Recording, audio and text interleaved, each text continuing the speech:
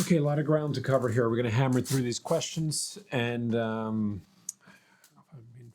it's particularly difficult to shoot nowadays on camera because everything has to be within the vertical frame for social media, because that's where people watch these kind of things. When we get to the filmmaking presentations, they will be widescreen and basically cinerama, kind of a scope that you'll be able to see in a movie theater.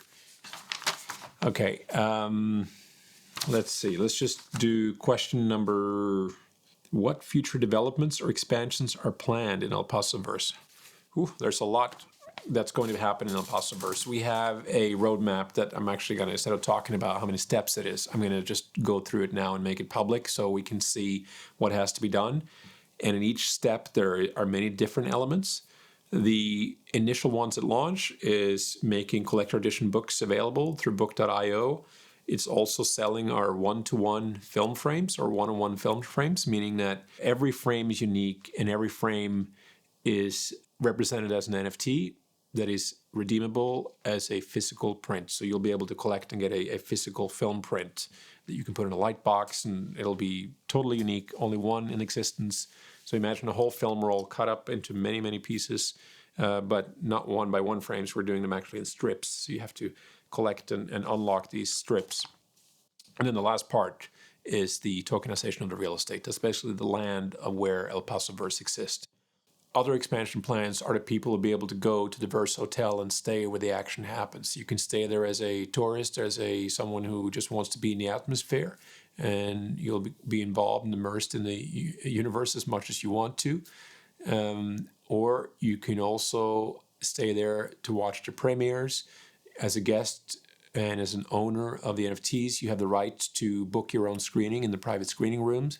There'll be outdoor screenings and premieres. With red carpet premieres is going to be an outdoor movie theater during the summer. And there'll be a campground that you can stay at at a really reasonable budget level, which really immerses you more in nature right away.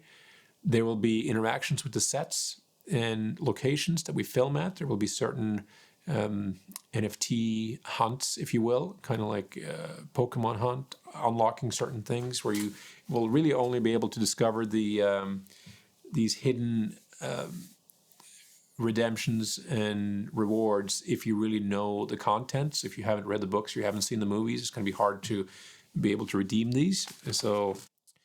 And then once all these stories have been out there around the world, and we've done this in a rhythm for 3-4 years, and we've covered a lot of the ground that I just spoke about, then we're going to launch what is going to be the El Paso Verse. And this is a extraordinary step where everything comes together. All the storylines, everything that you become familiar with in these stories are going to come together and play out in one place. And the only way you're going to get access into the El Paso Verse is going to be by owning Pasos in your wallet. That's going to be the only currency, and that will decide upon how long you'll be able to stay and what you'll be able to do in that regard. And the first people that will get access is the community. It's going to be open only to community first, and before it opens up to the rest of the world. And by that time, we expect there to be a very long waiting list to be able to have this experience, because it's going to be unlike anything else on the planet. And the financing of El Paso Verse, which is a big step, will come in year 3 or 4. And we're likely going to do an IPO on the New York Stock Exchange, or we will do an ITO. This is to be determined with the community as we get closer, but it's a larger capital requirement than the one that we're tackling today. What are some of the biggest challenges you faced in developing El Paso Verse, and how have you overcome them? Well, this is a big, I don't have time to go through those because I've gone through so many. It's been at times kind of unbearable to go through a path where you stay the course on something for as long as I have. But that's the reason that this exists today, and it wouldn't have been what it is today if I hadn't gone through those. So I think it was very important that I did. And I had the benefit of learning lessons kind of early on. I was 32 years old, 33 years old when I took my first company public on the stock exchange, and I had significant value creation that was achieved at that point. And it wasn't the end game. It was just a starting point for me, but it gave me a lot of experience in a very short amount of time that have really come into play in the creation of El Paso Verse and the group that's behind it. So it's an experience that took me an extra 10 years to build what we're offering here today. The specific challenges have, of course, been financially. It's hard to build something creatively and commercially outside the system of the commercial powers of Hollywood and backing of investment banks or I didn't start with money. I started with nothing, and I had to grow this from nothing with creativity. And that means sometimes you have to focus on fundraising and the business structure, and you can do that for a while, but then the creative it's essentially what leads everything. So you need to usually work the creative up far, far, far ahead of the business side and the financial aspects. And then the financial aspects always catch up, because if the value is there and everyone sees it, it happens automatically. But sometimes you need the tools and instruments to create the creative and create the value. So that balancing act is a tricky one. It's one that I had to live with for 20 years. And I believe the way El Paso Verse is structured, we're not going to have that issue again, because now we're set up for organic growth, and the creative is already so far ahead here. So financing will always have to catch up to certain projects for them to get greenlit. And it's the power of the community to decide what goes into production. And that is far better than the antiquated models that exist in Hollywood in terms of greenlighting, pre-sales, and risk mitigation. So I think this has been an extraordinary lesson to come to this point. And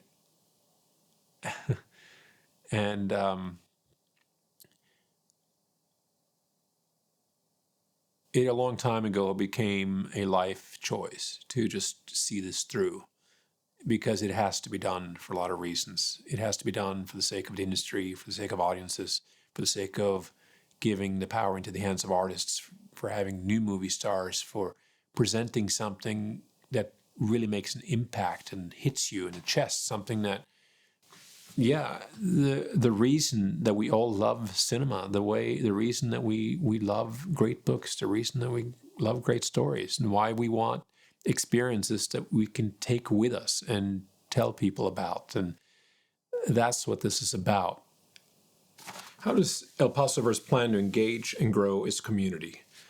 Well, it starts from the beginning. We have to have the right people there at the very start that believes in the project for the right reasons, who sees this long term, and we're going to reward those people with origin, collectibles, and rewards. So the key community at the start is very important. A small group can achieve a lot of things. We don't need thousands and thousands upon people. Initially, this is about getting the base set up to have the consistency to be able to deliver films on a monthly basis, premieres on a monthly basis, to have our publishing come out on a weekly basis. And that means taking some time at the beginning to get situated and set up right, and to have all the right tools that we need to build in such a way.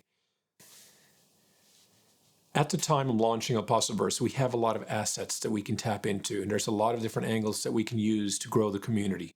But what's important is we want to grow this with the Cardano community as the base, because that's the backbone and the spine of what we're building. We aim to attract a community in El Paso Verse of 1 million members, and to do that, we have to be able to reach demographics across many different areas, being the genre, being the entertainment business, being readers of books, being tourists that want to come to Spain. There's so many different targets to approach here. And what's important to us is that the people that are here from the start are part of shaping how this is going to come together. They need to be very active in giving input and feedback to make sure that we're setting this up correctly as we grow in terms of onboarding and growing the community. Can users create their own stories and their own content within the El Paso Verse? And if so, how is that going to happen? Basically, the best example I can give is Lego Ideas. The company Lego I've been a fan my whole life. I think I have some nice Lego things back here. Actually, I have some mocks back here, though. I'll show you at some point. But Lego is a fantastic company that have built one of the best communities in the world. And one of their most successful programs has been Lego Ideas, where they let their community decide what they want to see get produced by Lego. It gives the power to anyone out there to create their own creation. They do a mock, a Lego mock, and then they present this to the community. They have a story written up about it. They have photographs and illustrations of what it's going to look like. And then it gets offered on the website to the community, where it's basically up to gathering enough votes and support that it gets considered to go into production by Lego. And this is a very cool model. We've done basically the same with the Western books and stories. It's up to you to procure and navigate all these stories. Tell us what you want to see. Choose which author, which character you want to see, which story by that character, and we will make it. But it needs to get the support. It will open up a whitelist once it hits a certain mile marker in the support system. And thereafter, it's first come, first serve in terms of securing one-on-one motion frames from that upcoming motion picture. And once that's pre-subscribed, we will put it into production, and we will turn it around rather quickly to get it out to the community. It'll be our job to go out then and clear the rights for that property. And again, back to Lego. In the beginning, Lego didn't have the financing to obtain a license for Star Wars or for Indiana Jones or for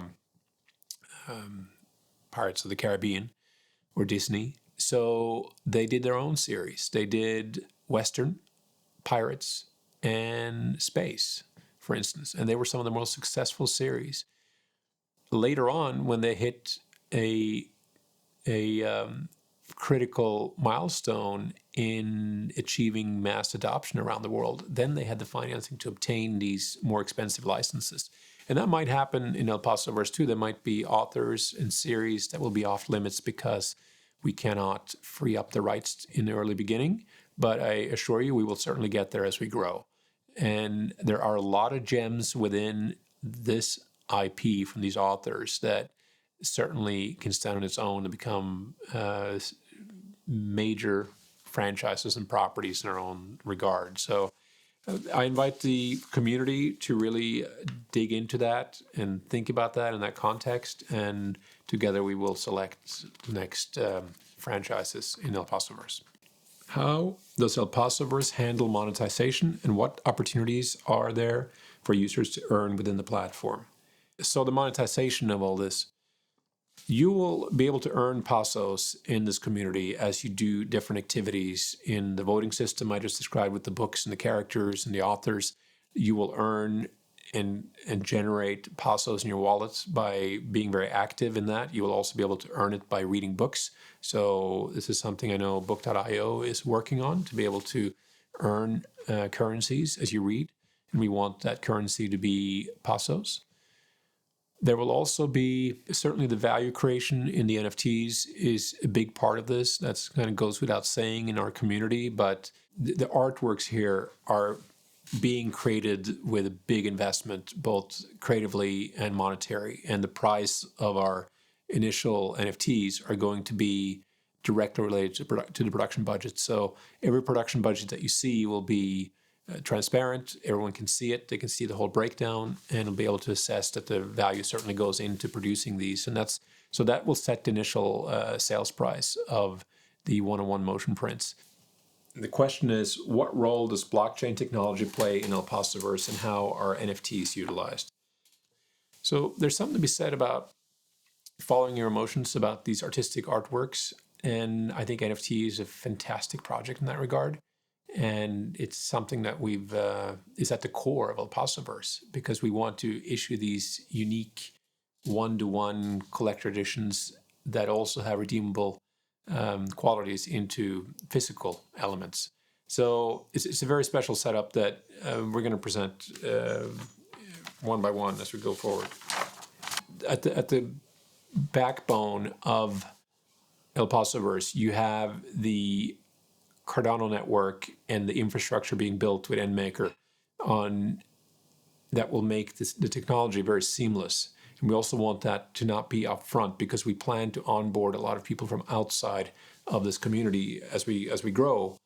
Even if you're not in the crypto space, there will be a wallet behind your social media login.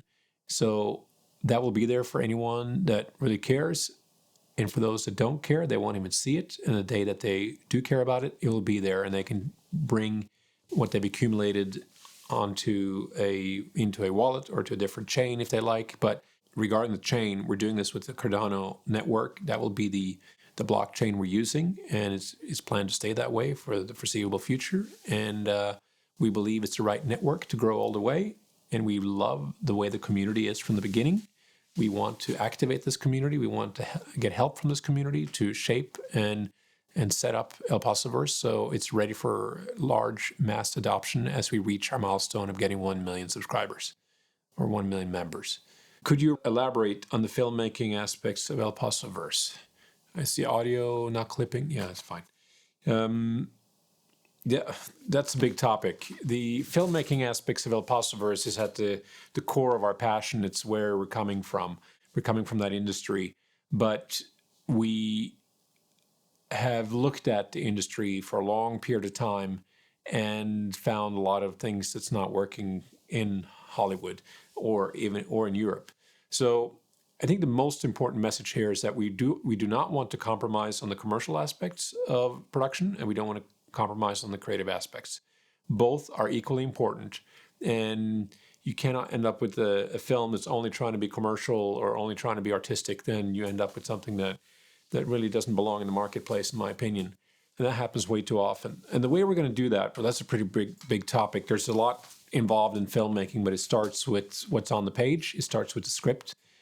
And the community will be the one that chooses what we're going to adapt. And we're going to stay very close to the books because these books that are at least our favorites are very cinematic in nature. And they're almost written for the screen and also the short format of the Western books of 120 pages translates pretty well to a manuscript. Basically, we will spend about 3 months in developing and producing each film. It's a pretty quick turnaround. Normally on a major motion picture, you spend longer because the longer format just takes 4 times as long as what we're doing.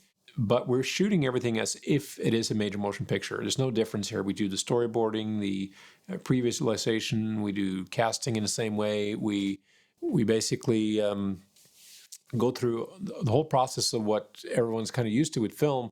Where we're a bit different is that we're free from the tropes and norms that have found their way into Hollywood. We're going to cast whoever's right for the role. We're not going to try to shoehorn in actors for political reasons. We are also going to use actors that are talented, that are right for the parts. We don't care if they're a name or not because they will become stars as a result of what we're doing. And we've already found some extraordinarily talented people that were not, household stars, but when you see them on screen and when you see them how they carry themselves, these are absolute stars for tomorrow and the future stars that we're going to see in our industry. And you want a studio and a filmmaking outfit to make those kind of decisions, to take risks and believe in new talent. Otherwise, we're not going forward. We're not going to have anything new to show. So that there'll be a lot of risk taking involved in the whole filmmaking process. Obviously, we have to stay safe when we're dealing with action and horses and gun, armory, all those things. We will use professionals and take safety measures, but we are going to do in-camera effects. We're going to do real stunts with real people on location and very little green screen. I don't think we have no plans of using green screen anywhere. I'm not saying it's not going to happen, but there will be some need for doing some post-production afterwards where, because in society today, it's pretty hard to avoid seeing power lines and elements that doesn't belong. That said, this region in Almeria is incredibly virgin. It's basically desert and very untouched in a big degree.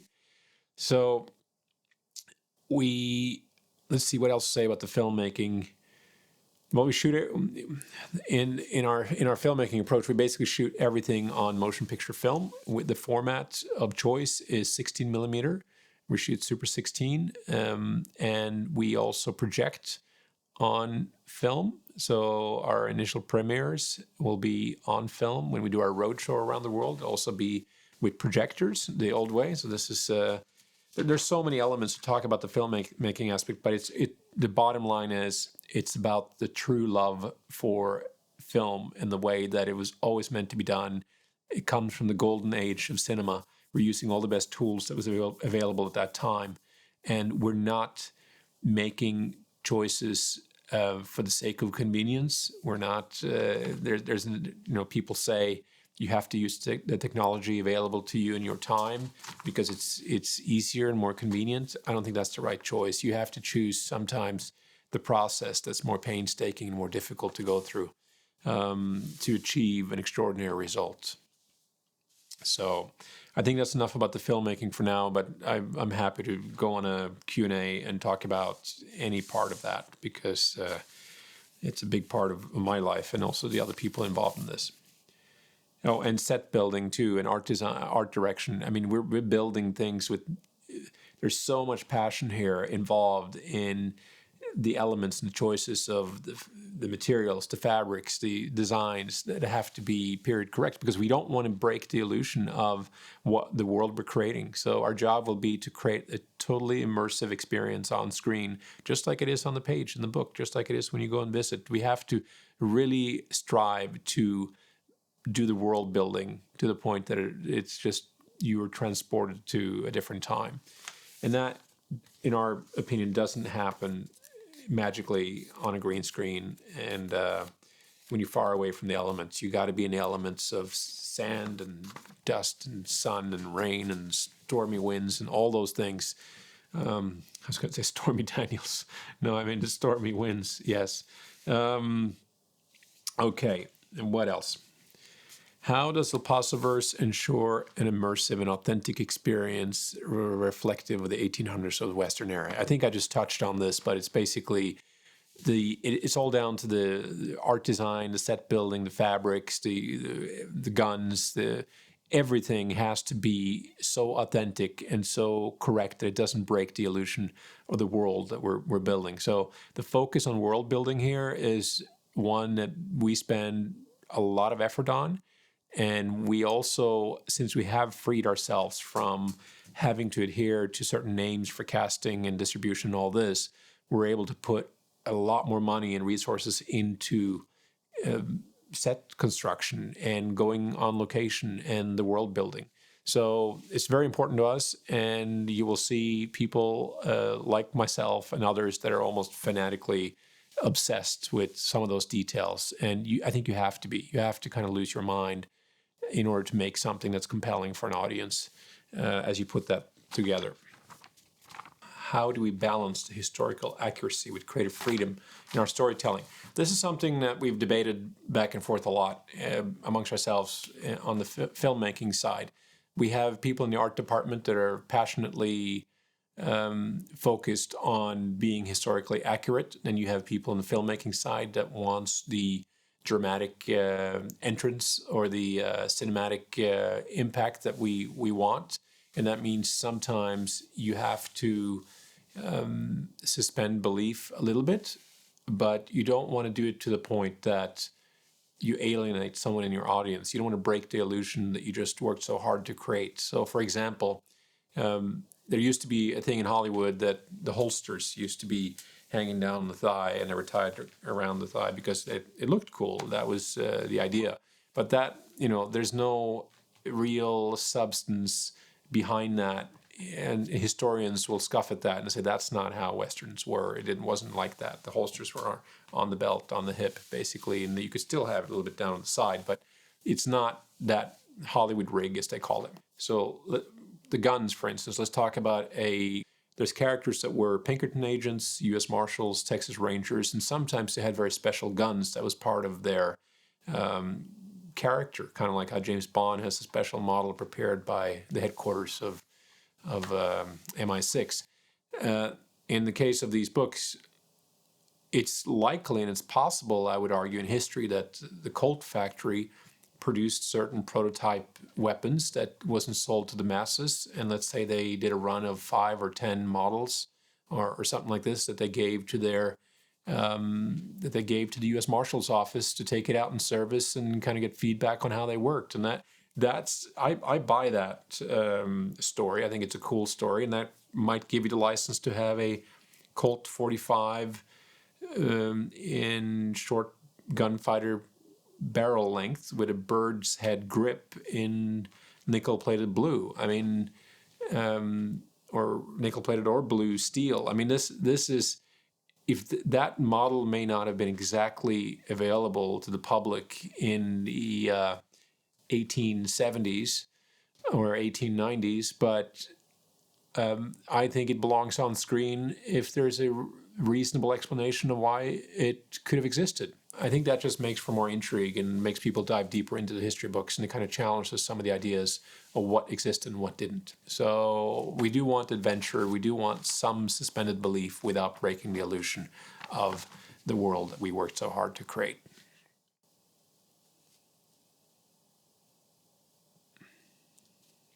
It's very important as we get into the next steps that we are getting into rhythm of producing and premiering, basically releasing a film every single month. We also want to be publishing collector edition books on a weekly basis. So we want to have a very high rhythm of content that's being put out to the community and to audiences. And then for every time we have done 4 films, they'll be bundled together for a theatrical roadshow, and they'll be screened in major cities and territories around the world where the cast and crew will go out in premieres. And it's going to be a extraordinary event that goes around the world. So if you don't have the possibility to go to Spain, the chances are you'll be able to do it in a city close to you. And therein, the community first unique access is also going to be at the forefront as we roll out. And the community are going to be key in our marketing as we roll out in those cities. And only after we've done that theatrical tour for our theatrical roadshow pictures, which the first one's being called The Quartet of Death. And we will do sequels to that called, in the same package. And then we'll expand to 5 Aces, which is going to be a bigger showing.